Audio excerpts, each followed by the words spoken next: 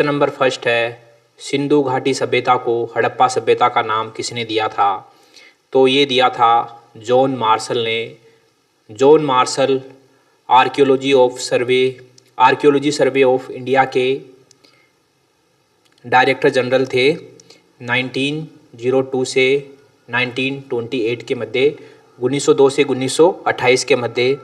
और इन्होंने हड़प्पा सभ्यता की खोज की अपनी टीम के साथ मिलकर, और प्रथम बार 1924 में इन्होंने इस खोज को सार्वजनिक किया।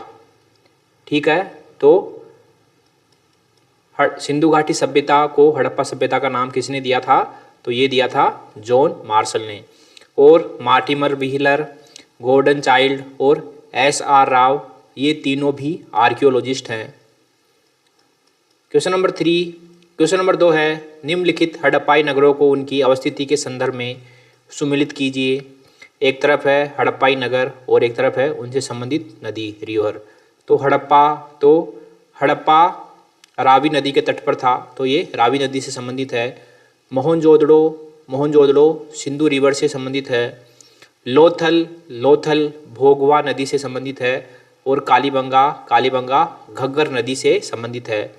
तो ए में आएगा 2, ए में 2, इसमें है, ये दोनों कट जाएंगे। और बी में है 3, तो इसका बी आंसर सही हो जाएगा। क्वेश्चन नंबर 3 है, पुरु या पोरस का राज्य निम्नलिखित में से किन नदियों के बीच अवस्थित था? तो ये था झेलम तथा चिनाब के मध्य पोरस का राज्य अवस्थित था। और पोरस ने सिकंदर से युद्ध किया था और उसमें पोरस हार गया था। तब सिकंदर ने पोरस से पूछा था कि बताओ आपके साथ कैसा सुलूक किया जाए। तब राजा पोरस ने सिकंदर को जवाब दिया था कि एक राजा जिस प्रकार दूसरे राजा के साथ सम्मान करता है, के साथ व्यवहार करता है, वैसा ही व्यवहार किया जाए। ठीक है, तो फिर इस जवाब से प्रसन्न होकर सिकंदर ने पोरस का राज्य उसे पुनः लौटा दिया था। तो पोरस राज्य किन नदियों के मध्य था? तो झेलम तथा चेनाब के मध्य। क्वेश्चन नंबर 4 है, अशोक के अभिलेख निम्नलिखित में से किस लिपि में उत्कीर्णित है? तो ये ब्राह्मी लिपि में उत्कीर्णित है, खरोष्टी में उत्कीर्णित है, यूनानी में उत्कीर्णित है और अरेमाइक में उत्कीर्णित है। तो ये डी ऑप्शन इसका आंसर हो जाएगा। क्वेश्चन नंबर 5 है, अशोक ने अपने राज्याभिषेक के 12वें वर्ष में बराबर गुफा निम्नलिखित में से किस संप्रदाय को दान में दी थी? तो ये आजीवक संप्रदाय को दान में दी थी। और ये जानकारी हमको मिलती है बराबर गुफा अभिलेख से। बराबर गुफा अभिलेख। ओके। क्वेश्चन नंबर 6 है, अशोक के काल में पाटलिपुत्र में निम्नलिखित में से किसकी अध्यक्षता में तृतीय बौद्ध संगति संपन्न हुई थी? तो ये हुई थी मोगलीपुत्र तीस की अध्यक्षता में। ओके, तो इससे संबंधित एक बार हम चारों बौद्ध संगतियों के बारे में जान लेते हैं। प्रथम बौद्ध संगति आयोजित हुई थी राजगृह में और इसकी अध्यक्षता की थी महाकश्यप ने इसकी अध्यक्षता की थी और इसका आयोजन किया था अजातशत्रु ने। दूसरी बौद्ध संगति वैशाली में आयोजित हुई थी, और इसकी अध्यक्षता की थी सबा कामी ने इसकी अध्यक्षता की थी और इसका आयोजन किया था कालाशोक ने। उसके बाद तृतीय बौद्ध संगति आयोजित होती है पाटलिपुत्र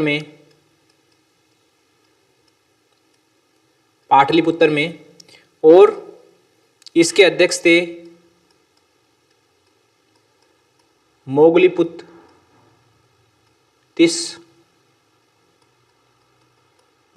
तीस और इसका आयोजन करवाया था सम्राट अशोक ने। उसके बाद चौथी बौद्ध संगति आयोजित होती है कश्मीर में। इसके अध्यक्ष थे वसुमित्र और इसका आयोजन करवाया था कनिष्क ने। कुषाण शासक कनिष्क ने। ओके, तो इसमें तीसरी बौद्ध संगीति के अध्यक्ष थे मोगलीपुत्र तिस। क्वेश्चन नंबर 7 है, निम्नलिखित में से कौन से कथन सत्य हैं? पहला है, बाण भट्ट ने पुष्यमित्र को अनार्य कहा है, एकदम सही बात है। और बाण भट्ट ने अपनी पुस्तक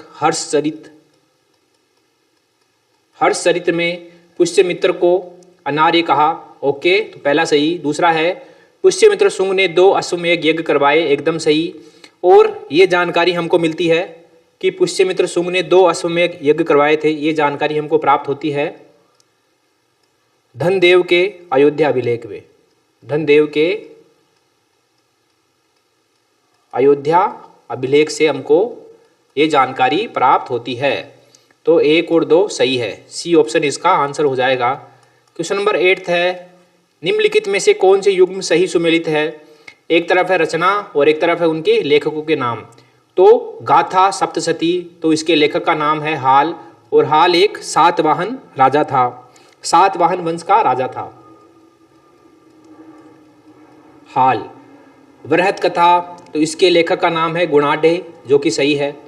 पहला सही है, दूसरा सही है। तीसरा है कातंत्र, तो इसके लेखक का नाम है सर्ववर्मन, ये भी सही है। तो ये तीनों सही हैं।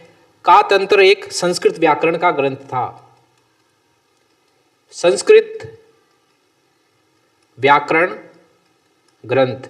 और जो गाथा सप्तशती है, इसकी भाषा है प्राकृत, इसकी भाषा है प्राकृत। ओके, प्राकृत भाषा। क्वेश्चन नंबर 9 है, तो इसमें कौन सा होगा? इसमें डी ऑप्शन होगा, तीनों इसका सही है। क्वेश्चन नंबर 9 है, मौर्योत्तरकालीन धर्म के विषय में निम्नलिखित में से कौन से कथन सत्य है?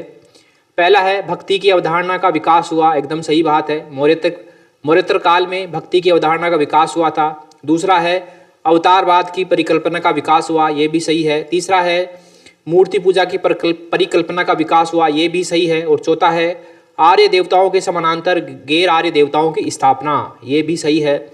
और इन चारों स्टेटमेंटों में अगर हम देखें तो ये सभी बातें उस समय जो बड़े पैमाने पर प्रचलित थी, जिसको कहते हैं श्रमण धर्म, या इसको कहते हैं नास्तिक धर्म, इसके विरोध में इन सब बातों को जो है ब्राह्मण धर्म में अपनाना पड़ा ब्राह्मणों को। ओके, इन सब, क्योंकि उस समय जो है बौद्ध धर्म, जैन धर्म और अन्य भी जो श्रमण धर्म है, जो नास्तिक धर्म है, उनका बड़े पैमाने पर विकास हो रहा था। और इसीलिए इनको जो है चुनौती देने के लिए ब्राह्मणों ने ये सब बातें अपनाई कि भक्ति की अवधारणा का विकास हुआ, अवतारवाद की परिकल्पना आई, मूर्ति पूजा की परिकल्पना आई, और आर्य देवताओं के समानांतर गैर आर्य देवताओं की भी स्थापना की गई, ताकि ब्राह्मण धर्म का जो है पुनरुत्थान किया जा सके। तो इसमें डी ऑप्शन हमारा आंसर हो जाएगा। क्वेश्चन नंबर 10 है, चारवाक दर्शन के विषय में निम्नलिखित में से कौन से कथन सत्य हैं? तो चारवाक दर्शन के संस्थापक का नाम है अजीत केश कंबलिन, केश कंबली, अजीत केश कंबली। ओके, चारवाक दर्शन को लोकायत भी कहा जाता है, एकदम सही है। इस दर्शन को मानने वालों ने वेद एवं ब्राह्मण की सत्ता को अस्वीकार कर दिया, ये भी सही है। इस दर्शन को मानने वालों ने वेद एवं ब्राह्मण की सत्ता को अस्वीकार कर दिया, ये भी सही है। और तीसरा है, इनके द्वारा अनुष्ठानिक कर्मकांडों की आलोचना की गई, एकदम सही है। जो चारवाक दर्शन है, ये एक भौतिकवादी दर्शन था और इसका पूरा ध्यान नास्तिकवाद पर था। मतलब ये एकदम नास्तिक धर्म था, ये किसी भी प्रकार के भगवान, किसी भी प्रकार के आत्मा के अस्तित्व को नहीं मानता था। ठीक है, तो इसलिए ये तीनों बातें सही हो जाती है, इसका बी ऑप्शन आंसर हो जाएगा। ओके साथियों, तो इसी के साथ एमसीक्यू सीरीज की लेक्चर नंबर 134 समाप्त होता है। मिलते हैं अगले लेक्चर में, तब तक के लिए थैंक यू वेरी मच।